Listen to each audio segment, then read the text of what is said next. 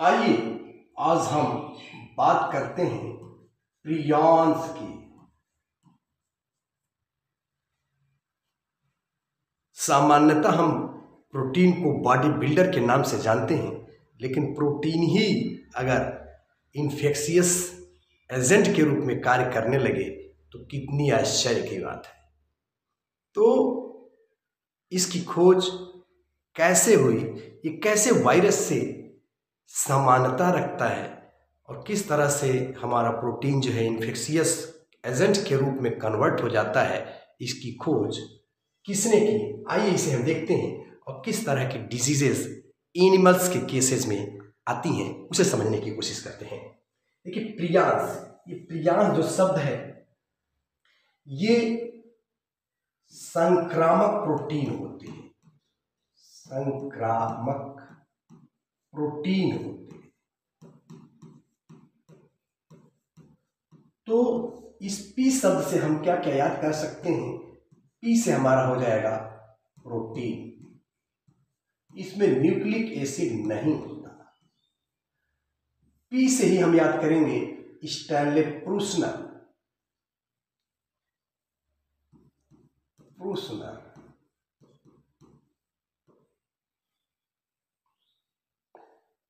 वैज्ञानिक का नाम है स्टैनले प्रूसनर। स्टैनले प्रूसनर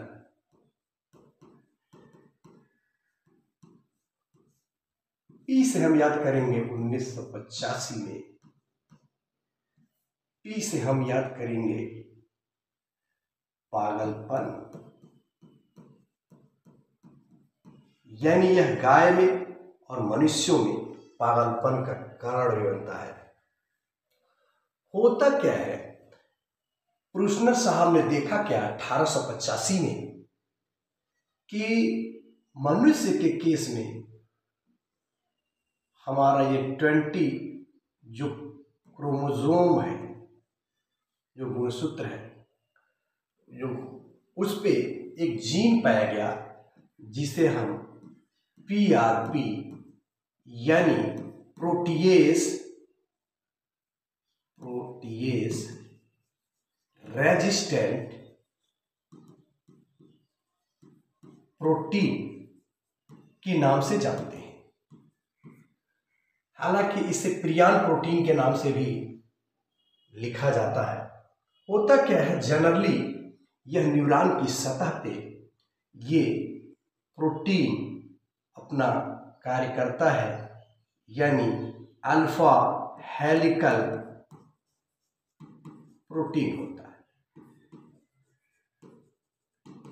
ठीक है, ये प्रोटीन अल्फा हेलिकल प्रोटीन करता क्या है, जो न्यूरॉन्स होती हैं इनकी सतह को स्टेबिलिटी प्रदान करता है। ये प्रोटीन है PRP, तो इस न्यूरॉन की सतह को स्टेबिलिटी प्रदान करता है और ट्रांसमिशन का काम करता है।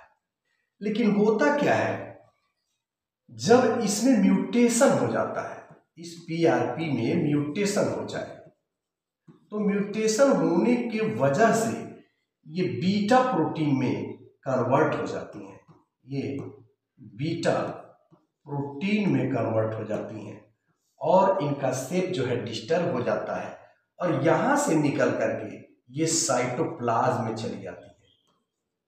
और जैसे ही साइटोप्लाज्म में जाकर के एकत्रित होने लगती हैं तो हम जानते हैं कि हमारे न्यूरॉन में न्यूरोग्लियल सेल होती है। न्यूरोग्लियल सेल,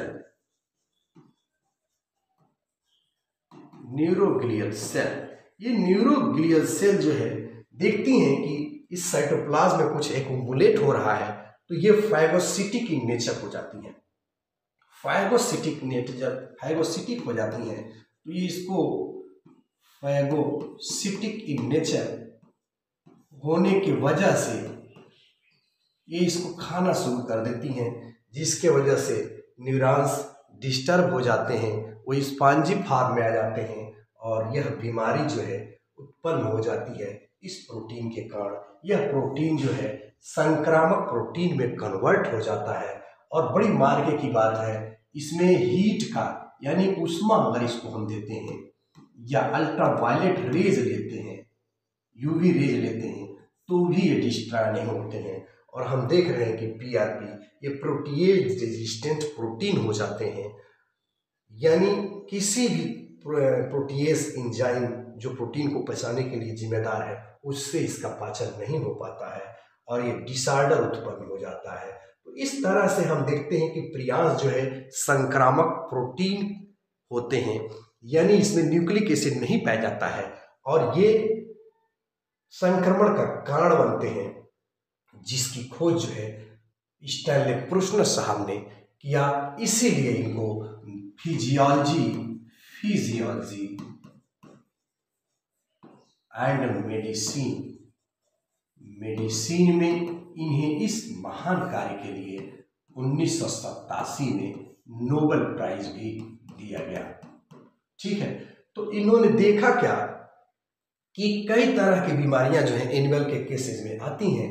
जैसे यस से हम स्क्रैपीज भी याद रखेंगे, स्क्रैपीज। स्क्रैपीज में क्या होता है, जो विशेष करके सिप में होता है, यस से हम सिप भी याद करेंगे, यस एच सिप। भेड़ों में क्या होता है, ये इनका जो सिप में क्या हुआ, इन्होंने देखा क्या कि सिप के अंदर वो उनके माइंड के अंदर एक तरह से सिप जो है और ये काऊ जो है, सिप जो है एक तरह से वो बहुत परेशान हो गई, उसके माइंड के अंदर जो है खोखलापन आ गया, तो इस वजह से वो सिप मरने लगी। तो इसको ध्यान में लोग रखा। दूसरी बीमारी है बाउनी स्पॉन्जिफॉर्म। ये इसमें क्या होता है, काऊ जो है गाय पागल हो जाती है। इसी तरह से ह्यूमन के केस में भी ह्यूमन डिजीज में पूरू डिजीज होता है।